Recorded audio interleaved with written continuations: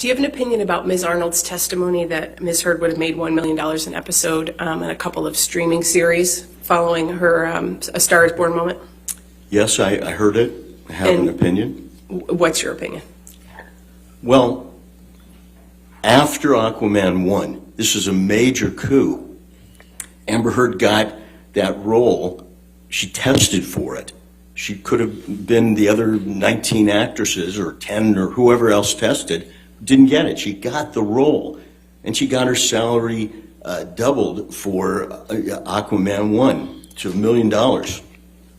Now, Ms. Arnold wants you to believe that that $1 million would translate into, she'd get that for each episode of a series.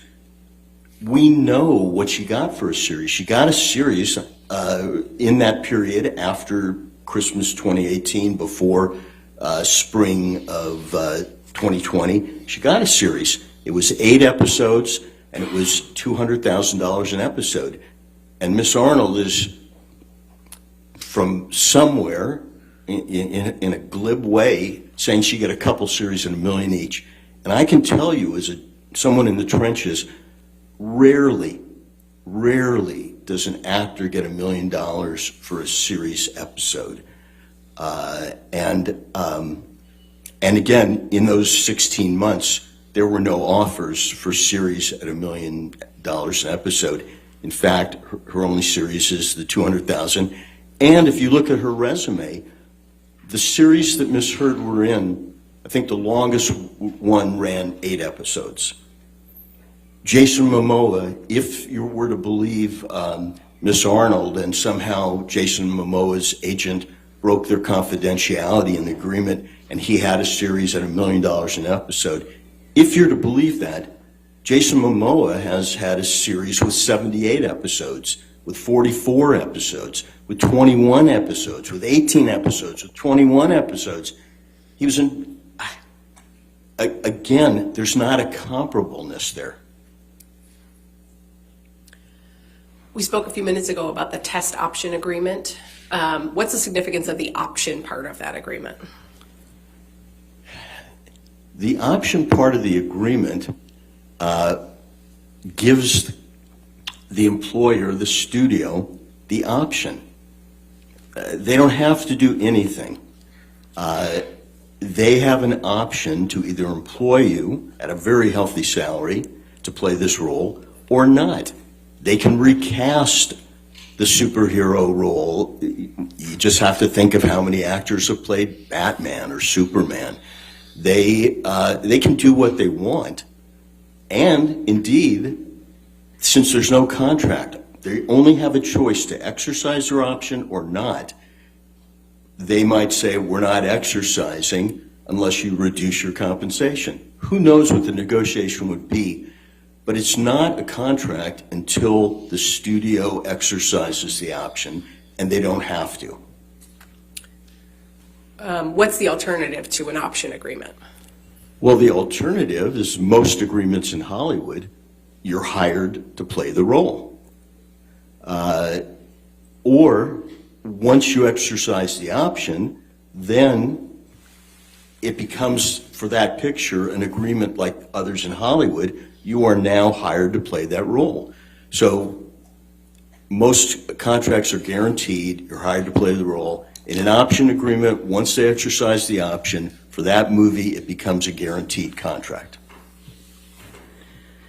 Are you aware that Ms. Arnold testified that Ms. Heard was released from her Aquaman 2 contract and then subsequently rehired?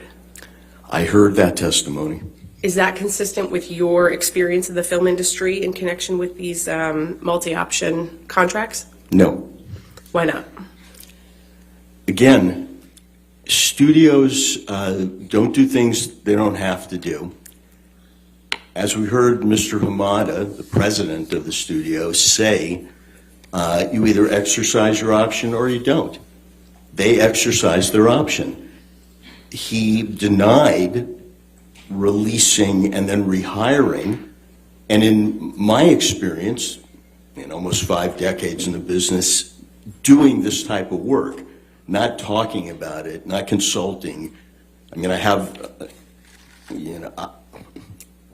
I heard Ms. Arnold say she'd been an expert 100 times. I'm a transactional lawyer. I do this occasionally. Basically,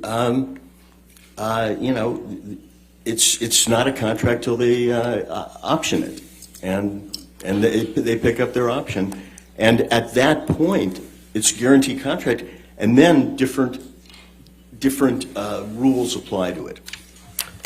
In your experience in the industry, do studios typically comment on those types of actions that they're taking with respect to options? No, just like Mr. Hamada said, they don't need to comment on it. They either exercise the option or they don't. In Hollywood, silence is the default. You play no card before it's time. And the cards there were exercise the option or not. And I was surprised by Mr. Hamada under oath basically saying that there was this discussion of chemistry. Objection, Your Honor, hearsay. I think it was an in-court statement this morning, I believe, Your Honor. That's fine. It's the same hearsay that you were, it's hearsay like yesterday. I mean, it's hearsay. I'll overrule the objection. Go ahead. Thank you. I didn't hear. Go ahead, sir. Overruled. You can continue, Mr. Brooks. I was surprised to hear Mr. Hamada say that they talked about chemistry. That would normally be behind closed doors because it can't help your relationship with the actor. You're either going to exercise or not. And that was quite a bit of candor from someone at his level. And so, therefore, I take it at face value. I think he felt that he was under oath and he was telling the truth, but it wouldn't Objection, be. Your Honor, is. I'll sustain the objection. Mr. Marks, are there circumstances where a studio would be more likely to say something about not using an actor again in a franchise? Yes. What are those circumstances? Once they've exercised the option, once the contract is guaranteed, the studio still has the right to pay the actor but not play them, pay or play them. And that is a rare condition because you've hired the actor, you've got to pay them, but you say, go home, we're recasting. In that situation, after you've exercised the option and the contract is guaranteed, if you pay off the actor, that's normally commented on. That becomes a bit of information because it's not normal. Is that circumstance different from Ms. Heard's contract with Warner Brothers for the Aquaman movies? Oh, yeah. Ms. Heard's contract, again, it was just an option. Either we exercise it or we don't. And if we exercise it, she's in the film. If we don't, she's not. Until we exercise it, we have our right to recast or not make the movie. And even after we exercise it, we'd still have a right to recast and not make the movie. We just have to pay her salary. Do you understand that Ms. Arnold compares Ms. Heard's career trajectory with that of other actors, including Jason Momoa, Gal Gadot, Zendaya, Ana de Armas, and Chris Pine? I heard that. And what's your opinion of those actors as comparables for Ms. Heard? Even Ms. Heard's agent, Jessica Kay, said that 4 of those actors weren't Objection, Your comparable. Honor, hearsay. I believe same response, Your Honor, that it was in testimony that was played in court earlier this week. I mean, that's not what she testified to. I mean, he's characterizing testimony that was from days ago, and I don't even think she testified to that, Your Honor. Or you can cross-examine, overrule. Overruled. You may continue, Mr. Brooks. Again, they are not comparable. Jason Momoa was Aquaman. Chris Pine was Captain Kirk. Gal Gadot was Wonder Woman. Zendaya has been working on Disney Channel since she was 13. She's in all the Spider-Man movies. She goes by one name. Ana de Armas, when she was in a movie that they call, her breakout, it was as a nude poster. She's been an ensemble piece, Knives Out. These are not comparables. Now, Ms. Arnold stuck to Jason Momoa, who's the most non-comparable because of his history and his career, but she didn't give us the advantage of telling us what his contracts were, what he renegotiated to, what he earned. She didn't give us any of those building blocks. She just she set him up as a comparable and then said what Ms. Heard should earn, but she never gave us the salary of Jason Momoa or the other comparables. And she built like this house of cards on nothing. She showed us with her words, the beautiful clothing that the emperor was wearing, but we could see, if you know the business, Objection, Your Honor. that he wasn't. Beyond the scope of the question. All right, I'll sustain the objection. Next question. Okay. You were just speaking about Mr. Momoa as a comparable. Are you aware that Ms. Arnold compares Ms. Heard to Mr. Momoa as an actor with equivalent franchise experience who was able to renegotiate his salary for significant increases in bonus? Yes. What's your response to that opinion? Again, he didn't have comparable franchise experience to Ms. Heard. He was Conan the Barbarian. He played Aquaman in a movie that Amber Heard was not in. He played Aquaman, not a supporting character like Mira. It's just not comparable. And you can say the words, but I saw nothing from Miss Arnold to back it up, something to build on, which, if she was a negotiator in the trench, the studio negotiator would say, okay, so show us. Where's the comps? Let's talk numbers, because ultimately that's what we have to get to, not just because you say it so. We just don't believe you. You've got to show us. In your experience in the industry, what factors influence the negotiation of the terms of a film agreement with an actor?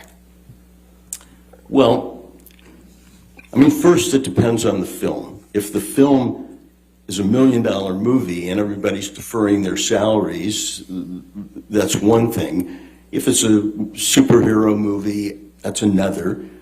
But for deal makers and negotiators, the best predictor of what the deal should be is past earnings, precedent, comps. You also look at the budget of the movie, what it can bear, because if Jason Momoa's comp is $10 million, but the budget's $10 million, obviously he has another price for that movie. But the best predictor of future earnings is past earnings. And I didn't see any Miss Arnold talk about past earnings at all, except the earnings in this rarefied superhero 4-picture deal where instead of incremental increases, which you normally see, it was multiples increases. And then when you get on a series, the big renegotiation was when the network has no more options. Until then, the actors on the series get 5, 10, 15 small percentage raises. They don't get multiples. They get the multiples if it's a success and the studio wants to continue making the series and they want to keep these characters. That's when the renegotiation happens. Here, even if we believe Ms. Arnold, after Aquaman 2, there was still an option waiting at a big price, double the previous payday. What's the significance of the timing of the Waldman statements to the opportunities Ms. Arnold claims Ms. Heard lost? Well, the argument, as I understand it, is that Ms. Arnold says that Ms. Heard lost all these opportunities because of those losses were caused by Adam Waldman's statements 16 months later. So I think the timing. Sure.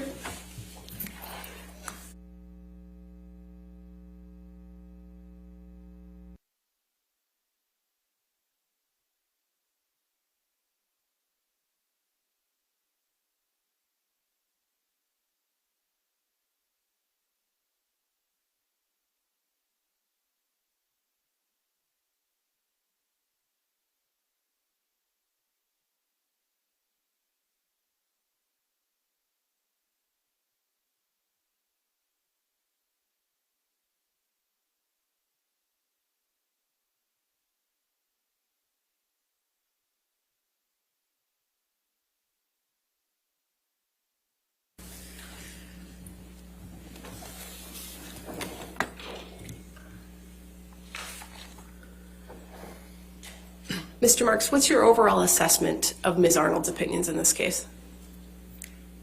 My overall assessment of her opinions is that they're not worth the paper they're not written on. She knows something about our business, but not about negotiating deals.